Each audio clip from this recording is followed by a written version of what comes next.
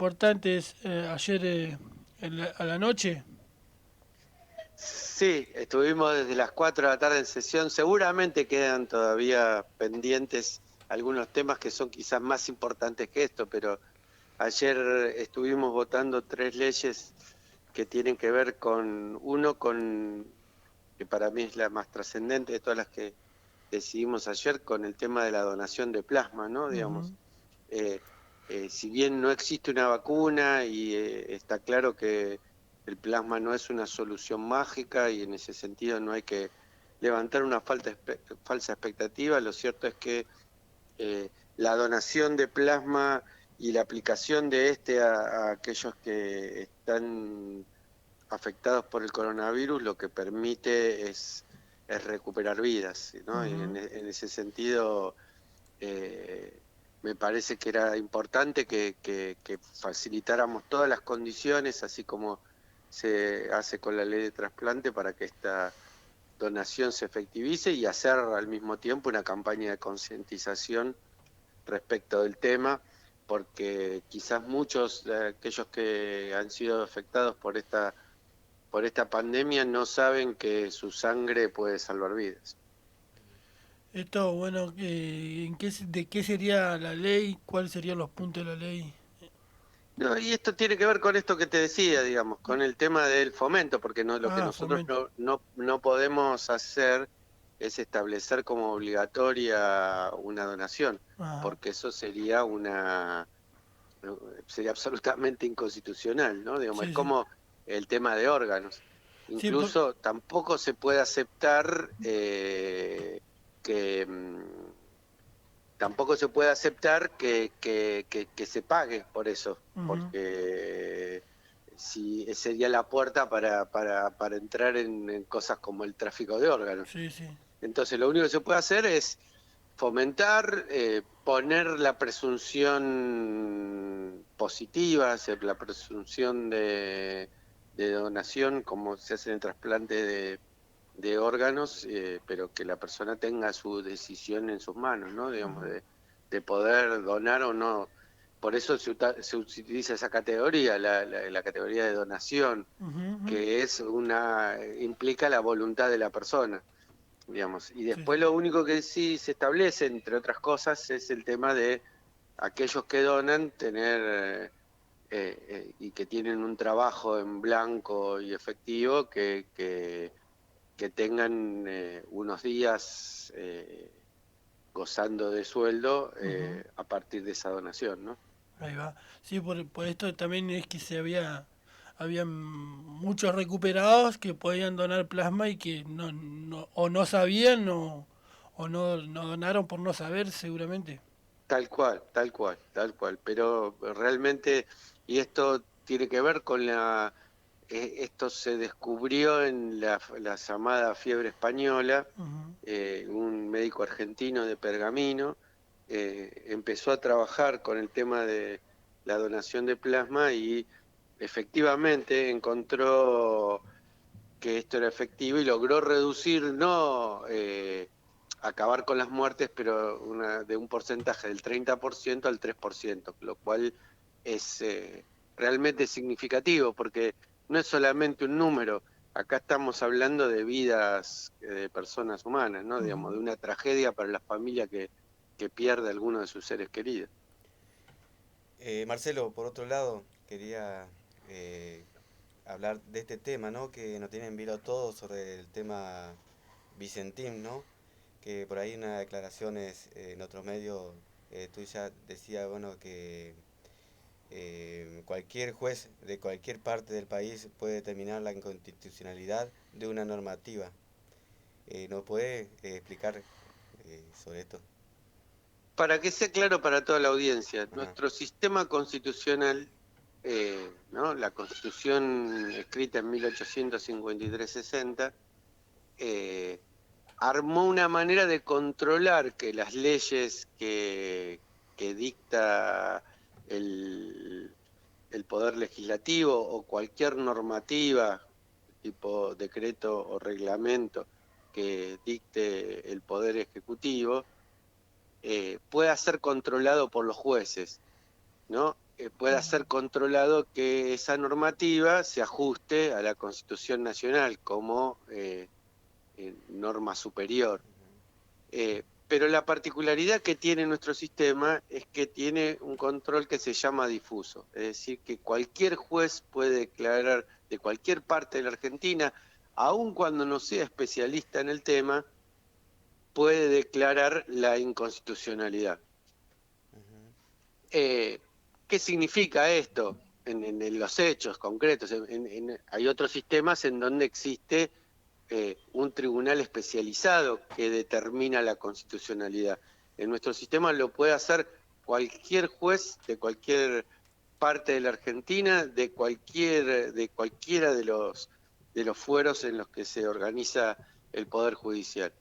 Y por lo tanto, lo que podemos ver es que muchas veces lo que se hace es encontrar a un juez amigo, por decirlo de alguna manera, o a un juez que comparta la misma concepción de aquellos que quieren defender, en este caso, sus privilegios, y declarar la inconstitucionalidad como hizo, en este caso, el juez de la provincia de Santa Fe, planteando que el decreto de intervención, que habla de la intervención de esa empresa que por un inescrupuloso manejo de sus CEOs, la puso al borde de la quiebra y generando una enorme deuda, no solamente con el Estado, a través de la banca nacional, sino también con un montón de proveedores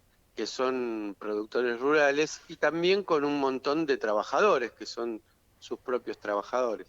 Toda esa deuda, toda esa masa en quiebra, que es lo que le piden al Estado Nacional que lo rescate con plata, lo que no quieren hacerse cargo es de las consecuencias de ese rescate. Digamos, pareciera que el Estado, para ciertos sectores del liberalismo, pareciera que el Estado, cuando le pone plata a los sectores populares, está subsidiando vagos, pero tiene la obligación de ponerle plata a los empresarios para que sigan escapando de la cuarentena en yate, como hacía ese personaje que es el Nardelli, que es el CEO de Vicentín. El libreto que ya estamos acostumbrados a siempre leer y ver, ¿verdad, Marcelo? Así es, así es. Lamentablemente pareciera que en esta disputa de sentidos, de cuál tiene que ser el rol del Estado, nos terminan imponiendo esa lógica, también porque ellos controlan los grandes medios de comunicación que van imponiendo sentidos, ¿no? Digamos, y acá también podemos ver, si recordamos a la Ley de Servicio de Comunicación Audiovisual, que se hizo en la época del gobierno de Cristina, cómo esa ley fue frenada en su carácter antimonopólico por un juez de la provincia de Mendoza.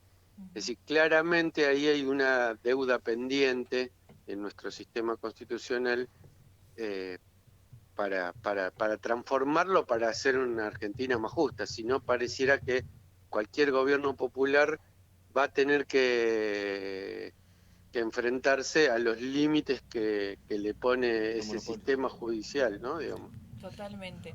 Marcelo, ¿qué lectura política hacen a través de lo que fue el banderazo, por ejemplo, o las marchas anticuarentena? Sabemos que el año que viene habrá elecciones para renovar bancas.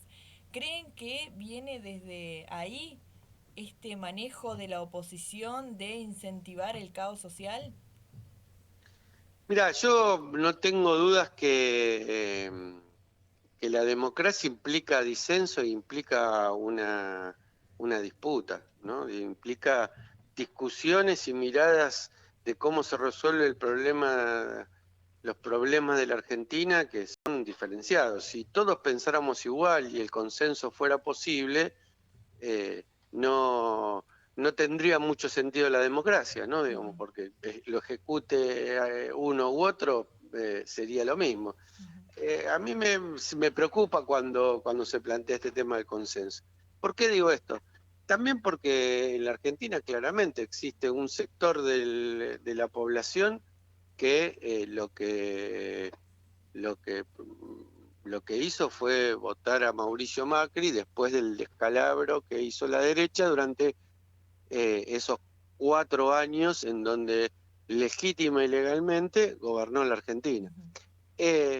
Un casi 40% ejercieron un voto en este sentido. Por eso no me sorprende que existan algunos que se movilicen en contra de las medidas del gobierno que fue legítimamente votado por las mayorías populares. Entonces, me parece que esa disputa y esa pelea hay que darla, digamos, y es parte del juego político. Sí. Yo estoy convencido que esos banderazos no son la manifestación de la voluntad de la mayoría, sino que tienen una connotación política. En esto no le estoy bajando el precio, por eso empezaba hablando de la cuestión democrática. A mí me parece que tienen todo el derecho a manifestarse. Lo que no tenemos que confundir es esto con la idea del cambio de un humor social, porque la verdad es que así como los anticuarentenas, que son casi psiquiátricos en algunos casos, donde podemos ver, digamos, son casi terraplanistas en algún aspecto, y donde podemos ver ir caminar de la mano a los ultraliberales, que ahora se llaman libertarios, con los nazis de Biondini, digamos. Me parece que eso tienen una enorme repercusión televisiva, pero sin embargo son una ínfima minoría, ¿no? Son una ínfima En ese minoría. sentido, ¿qué diferencia ves en aquel tiempo en el 2008 por la 125, la salida de todo el sector del campo, que también efectuó, digamos, que haya gente que esté en una posición a la actualidad, digamos, cuando se denudaron muchas cosas de los medios de comunicación, la caída de operetas y en el transcurso del gobierno de Macri todo lo que transcurrió. Y las escuchas ilegales. Y las escuchas ilegales también. ¿Qué diferencia ve en el sentido común que se crean en la gente? Mira, yo creo que los grandes medios de comunicación son creadores de subjetividad. En el 2008 la huelga de las patronales sojeras llevaba una semana sin pena ni gloria hasta que Clarín decidió operar con eso y lo instaló como si fuera un eje de divisoria de aguas de la Argentina, haciendo lo que ellos mismos confesaron como un periodismo de guerra, ¿no? Digamos, como decimos los abogados, confesión de parte, relevo de prueba. Ellos estaban haciendo una guerra contra el gobierno democrático de aquel entonces y en esa guerra era válido generar subjetividad en contra de ese gobierno. Lo cierto es que no hay que minimizar esa capacidad de generar subjetividad. En aquel momento salían a decir todos somos el campo, gente de la ciudad de Buenos Aires que no conocía la tierra más allá de las macetas que tiene en el balcón. A todos somos Vicentín. Y ahora es eso, ¿no? Digamos, uno no puede minimizar cuando ve un Fiat Duna de modelo 1990 con una insignia, o sea, con un cartel que dice somos Vicentín, y la verdad que a uno le dan ganas de decirle, no, amigo, Vicentín es ese que va en el yate, no sos vos en el Duna. Digo, pero es cierto que esa identificación se puede dar. Digo, yo creo que la situación en este caso es distinta, porque acá se trata no de la discusión de un impuesto, sino de cómo el Estado hace el sabotaje de una empresa quebrada por un grupo de empresarios inescrupulosos. No estamos hablando de la estatización de una empresa recontra exitosa, que en todo caso podríamos discutirlo también, ¿no? Digamos, ¿no? Yo creo que el primer peronismo con la creación del IAPI lo que hizo fue apropiarse de la renta agraria diferencial para diversificar la producción en la Argentina, para generar la industria que tanto trabajo ha dado a la clase trabajadora, digamos, que necesitan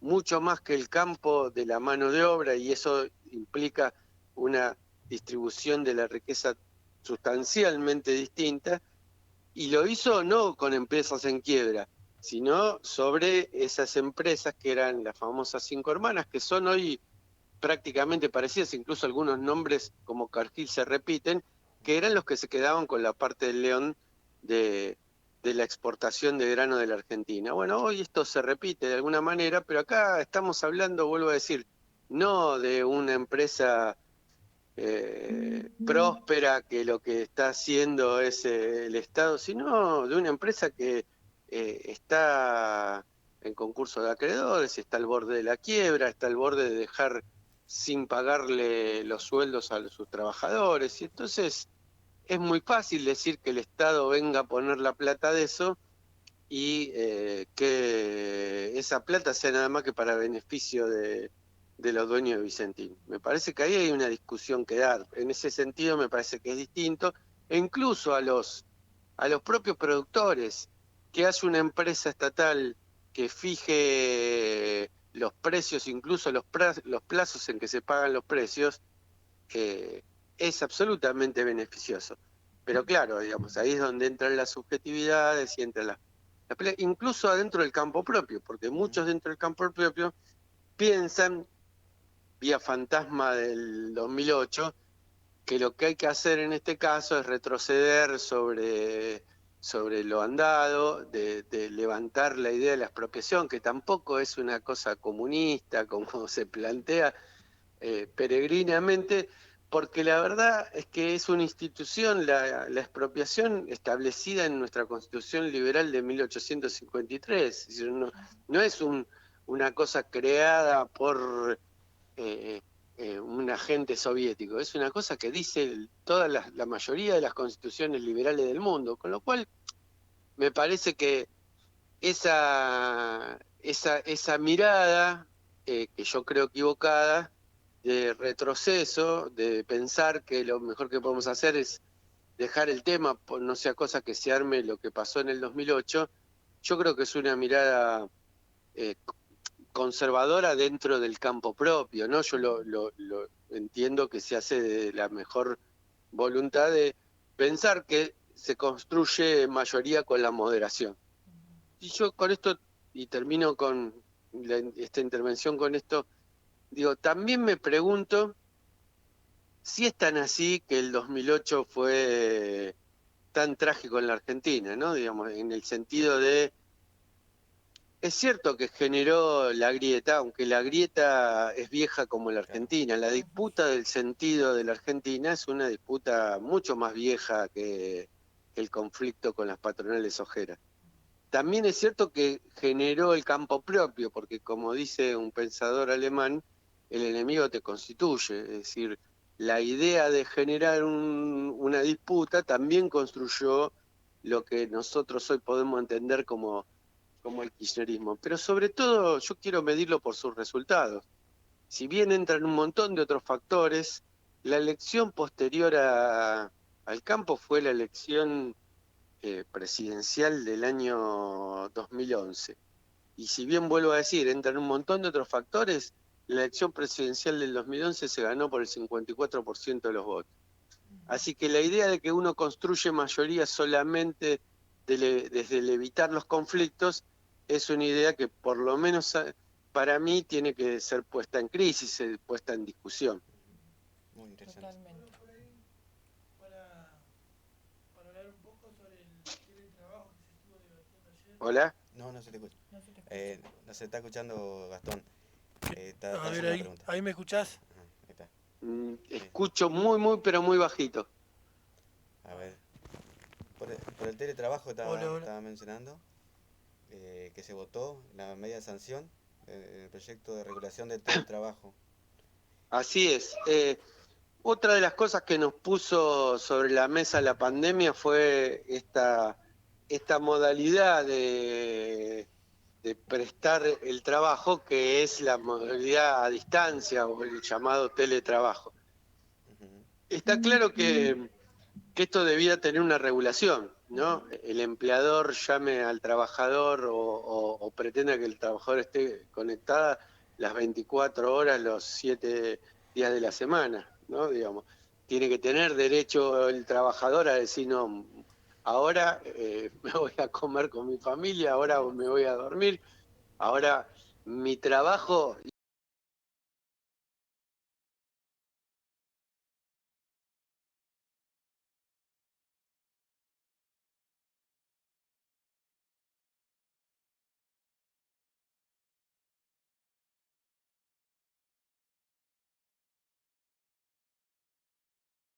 implica una serie de horas, no es Claro. todo el tiempo.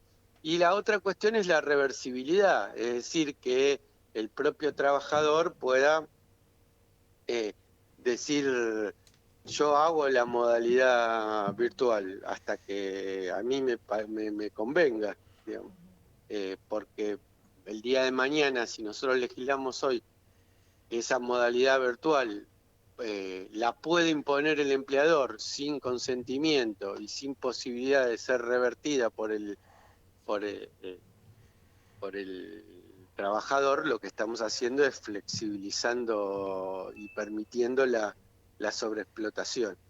Eso y algunas otras consideraciones, como el tema de quién se hace cargo, en el caso de la modalidad del teletrabajo, de las herramientas para ejercer ese teletrabajo, que hasta ahora, y frente a la ausencia de regulación, muchas veces es el propio trabajador. Todas estas cuestiones se discutieron y se presentó un proyecto por parte de dos compañeros que son de parte del movimiento obrero y que son diputados, uno es Vanessa Sile y el otro es Walter Correa, y consensuando con los otros proyectos presentados al respecto, terminaron construyendo esta ley cuya media sanción, como bien decías, votamos ayer, que establece una reglamentación del teletrabajo, no solamente en el marco de la pandemia, porque nosotros tenemos que tratar de no legislar para la emergencia ni legislar para la excepción, sino legislar para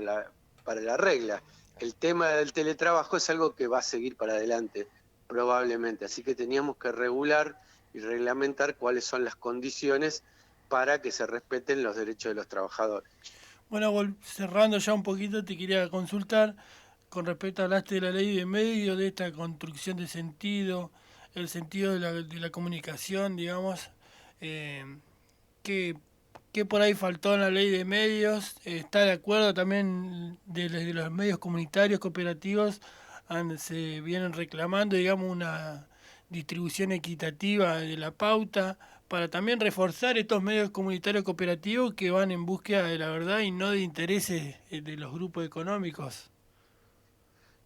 Yo soy un convencido que la comunicación popular es la única respuesta efectiva frente a los grandes tanques mediáticos, que así como los grandes tanques mediáticos son constructores de subjetividad, también lo son pequeños medios hechos desde como formas de organización popular que permiten hacer debates que muchas veces están más cercanos que los debates que se instalan desde los grandes medios.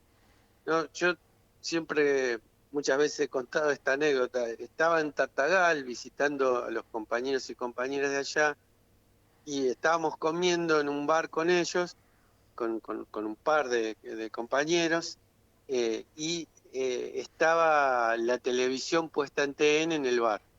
Y durante una hora o media hora que habíamos estado comiendo, el problema era los subtes de Buenos Aires. Yo pensaba, acá toda la gente de Tartagal se está fumando una discusión sobre los subtes cuando probablemente jamás en su vida Tartagal tenga un subte.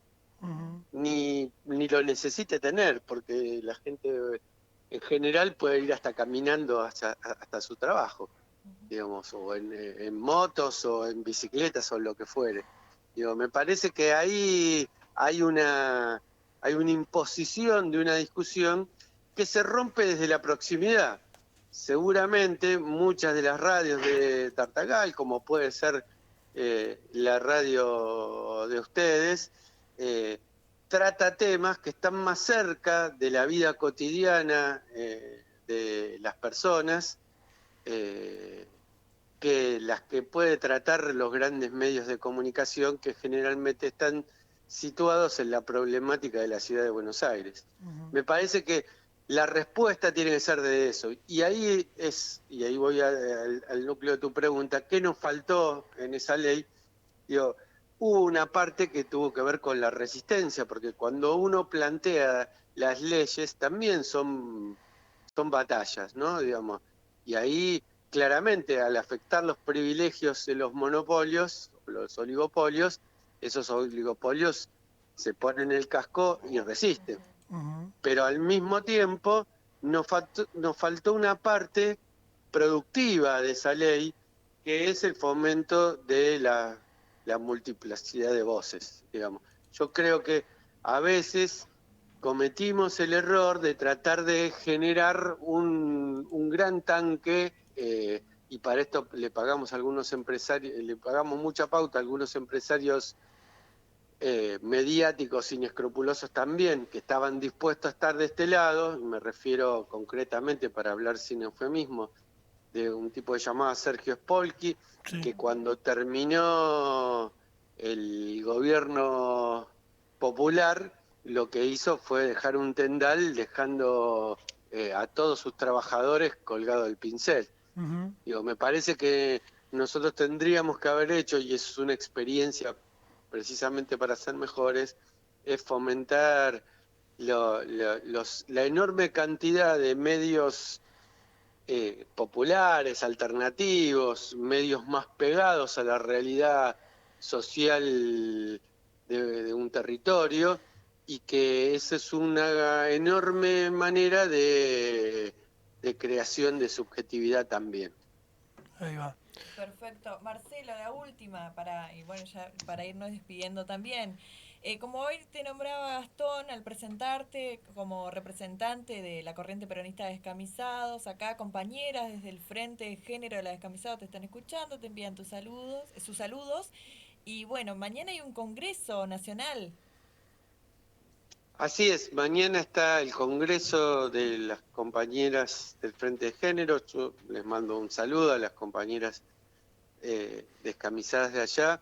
Y la verdad que todos y todas tenemos mucha expectativa en ese Congreso que, a iniciativa de las propias compañeras, va a reordenar y repensar una política unificada para ese frente concreto. Y a partir de las 5 de la tarde, por convocatoria de las compañeras, estaré escuchando atentamente las conclusiones a las que arriben con el debate, porque la verdad que todos y todas necesitamos precisamente que se potencie esa gran discusión, quizás la discusión más novedosa de esta etapa histórica, que tiene que ver con pensar un feminismo desde el peronismo.